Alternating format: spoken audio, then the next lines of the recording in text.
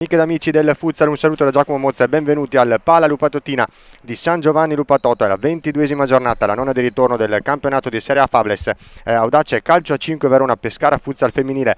Le rossonere di Andrea Russi sono reduci da due scoppiettanti pareggi, entrambi 3-3 contro Lazio e Atletico Foligno. E prima dello storico appuntamento con la Coppa Italia vogliono provare a riavvicinare l'ottavo posto al momento occupato dal Cagliari. Le biancazzurre di Maria Amparo sono sempre tra le favorite d'obbligo per la conquista dello scudetto, una formazione che non ha certo bisogno di presentazioni contro il Bitonto, e poi due vittorie nette, secche, convincenti, 6-3 sul campo della Lazio e 5-0 casalingo.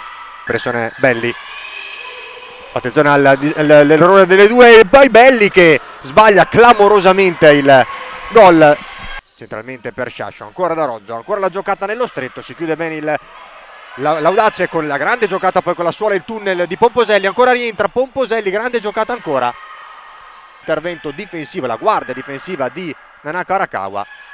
Nel frattempo attenzione alla grande occasione ancora con Verdù che si salva in qualche modo, il lancio di Mascia centralmente per Manieri, ancora Rafa Patto, ancora Manieri, ancora Rafa Patto, si invola Patto che si mangia il gol del vantaggio totale del proprio fronte offensivo il Pescara. Dincecco taglia per Rozzo, Rozzo serve la corsa di Belli, Belli con lo scavetto, palo clamoroso, altra occasione del Pescara, riesce ad andare semplice da Rafa Patto, Belli controlla e cerca ancora Patto, Patto ancora Verdù, decisiva, bravissima ad andare a terra, china a rifiatare.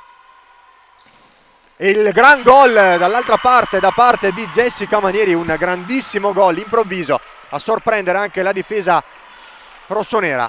Questa volta non può nulla Marta Verdù sulla splendida stoccata con il mancino da parte di Jessica Manieri, che fino gol da parte di Jessica Manieri che era appena rientrata in campo. Attenzione alla grande giocata di Nanako Arakawa, improvvisa anche questa, improvviso mancino, grande giocata Vanelli e il miracolo, l'autentico miracolo ancora di Verdù da Coppari. E finisce dunque qui il primo tempo al Pala Lupatottina, presa del gioco di questa 22esima giornata, nona di ritorno della Serie A Fables 2024-2025. Primo tempo, Salinis, Bisceglie e Falconara tra le altre.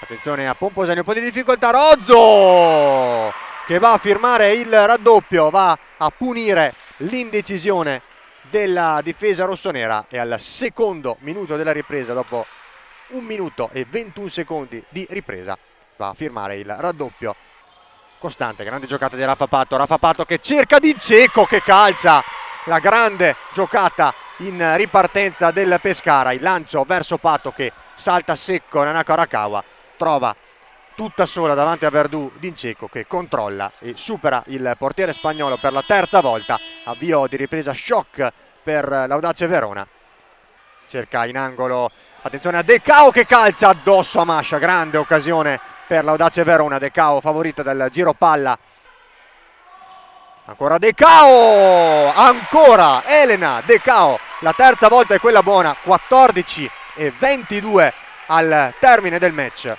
La dedica verso la tribuna da parte di Elena Decao, ottavo gol stagionale, 1-3. Va a sterzare, grande palla verso Vanelli che calcia, la posizione defilata, altezza. E addirittura questo è stato il primo fallo, attenzione a Sciascio che ha spazio, Sciascio e poi Dincecco che trova il gol del 4-1, la doppietta personale, il sesto gol stagionale, e va probabilmente a chiudere il match a 3 minuti e 16 secondi. Non è riuscita, è andata verso il centro dell'area, attenzione a Pomposelli a 2 minuti e 6 secondi, l'Audace non muore mai, 2-4.